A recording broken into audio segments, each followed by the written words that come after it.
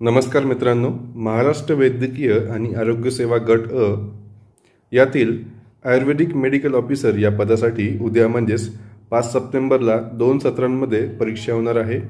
तर या परीक्षेला जाता काही महत्त्वाची माहिती आपण या व्हिडिओच्या माध्यमातून बघणार आहोत। या हॉल तिकीटची तुम्हाला प्रिंट काढायची आहे, शक्यतो कलरमध्ये ही प्रिंट असली पाहिजे। त्यानंतर फोटो आयडी घेऊन जायचा आहे, तुमचा ओरिजिनल आधार कार्ड किंवा इतर जे ड्रायव्हिंग लायसन्स वगैरे आहेत ओरिजिनल प्लस त्याची एक झेरॉक्स घेऊन जायची आहे आणि त्यासोबतच तुम्हाला पासपोर्ट साईज फोटो घ्यायचा आहे। इथे जो तुम्ही फोटो पेस्ट केलेला आहे तोच फोटो शक्यतो तुम्हाला घेऊन जायचा आहे। या 4 गोष्टी तुम्हाला मस्ट आहेत, ह्या तुम्हाला घेऊनच जायच्या आहेत।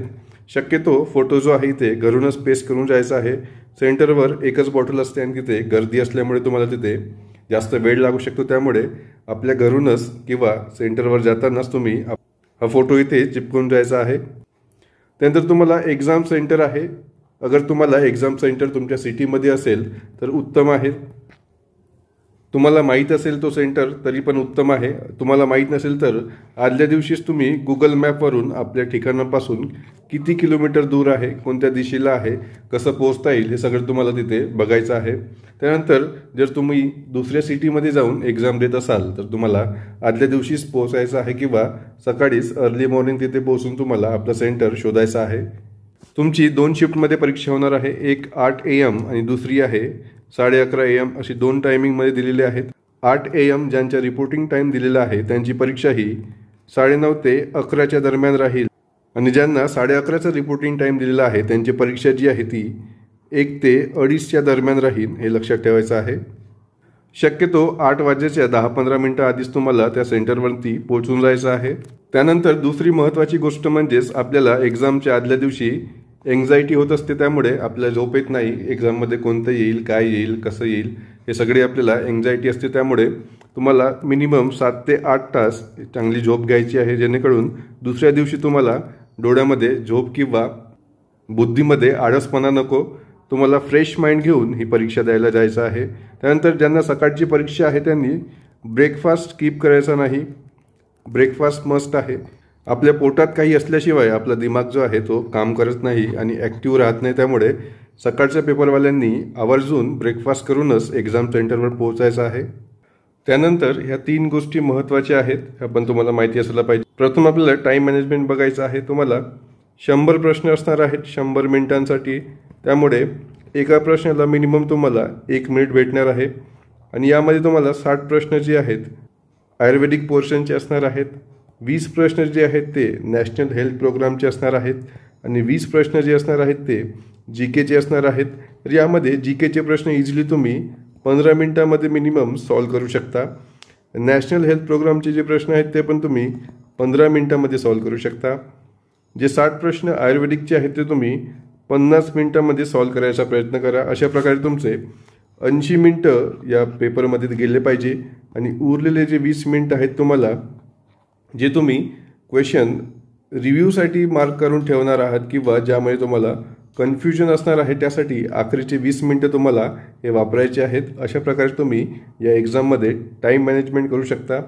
यामध्ये GK आणि नॅशनल हेल्थ प्रोग्रामचे प्रश्न जे आहेत ते तुमचे 10 किंवा 12 मिनिटांमध्ये पण सॉल्व होऊ शकतात आणि त्यामध्ये डिपेंड करेल की प्रश्न लेंग्दी आहेत की 1 लाइनर स्वरूपात आहेत, त्यावरती डिपेंड करणार आहे। त्यानंतर 3TQ फॉर्म्युला आहे, म्हणजेच तुम्हाला कुठल्याही एक्झाममध्ये जाताना 3 प्रकारचे प्रश्न भेटणार आहेत, 3 टाईप्सचे क्वेश्चन भेटतील। एक म्हणजे तुम्हाला 100% त्याचा आन्सर माहिती आहे, दुसरं म्हणजे त्याचं तुम्हाला 50-50 आहे, म्हणजेच 1 किंवा 2 ऑप्शनमध्ये तुम्हाला तिथे कन्फ्युजन होत आहे आणि तिसरं म्हणजे तुम्ही कधीच वाचलेलं नाही किंवा डोळ्यासमोरून ते कधीच गेलेलं नाही असं तिसरं क्वेश्चन असणार आहे। त्यामुळे 100% जे आपल्याला आन्सर माहिती आहे ते आधी टिक करायचे आहेत, यांना तुम्ही मार्क फॉर रिव्ह्यू म्हणून असं सोडू शकता। 100 प्रश्नांपैकी मिनिमम तुम्हाला 60 ते 70 प्रश्न तरी पहिल्या राऊंडमध्ये सॉल्व करायचे आहेत आणि राहिलेल्या 20 मिनिटांमध्ये तुम्ही उरलेले जे 30 प्रश्न आहेत, म्हणजेच जे दुसऱ्या टाईपचे प्रश्न आहेत ज्यामध्ये अत्यंत कन्फ्युजन होत आहे की ऑप्शन 1 आहे की ऑप्शन 2 आहे, किंवा जे लास्टमध्ये तुम्हाला तुक्का मारायचे आहेत टाईप क्रमांक 3 मध्ये, त्यासाठी तुम्हाला हा 20 मिनिटाचा टाईम शिल्लक ठेवायचा आहे। First intuition is always right, म्हणजेच आपण ज्या वेळेस कोणत्याही प्रश्नाचं पहिल्या वेळेस जे उत्तर देतो तेच बरोबर असते। दुसऱ्यांदा त्या प्रश्नावर आल्यानंतर आपण ज्या वेळेस आपलं जास्त डोकं लावतो किंवा जास्त दिमाग वापरून हुशारी करतो आणि जो आन्सर चेंज करतो तिथे आपण खूप मोठी गडबड करतो. त्यामुळे जे पहिले आपण आन्सर देत असतो, जे आपल्या माइंडला वाटते, जे आपल्या मनाला वाटते, तेच आन्सर बरोबर आहे.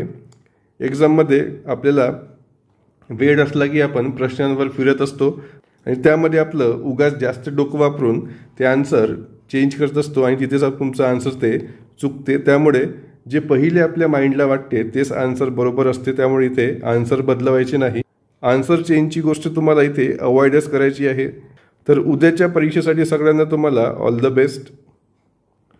आजपर्यंत तुम्ही केलेला अभ्यास आहे, जी मेहनत आहे, त्यावर विश्वास ठेवा आणि फुल्ली कॉन्फिडन्सने एक्झाम सोडवायला जा. यामध्ये तुम्हाला निगेटिव्ह मार्किंग नसणार आहे, त्यामुळे सर्वच तुम्हाला टिक करायचे आहेत आणि विचारपूर्वक त्या प्रश्नांबद्दल बरोबर प्रश्न वाचून तुम्हाला ते टिक करायचं आहे.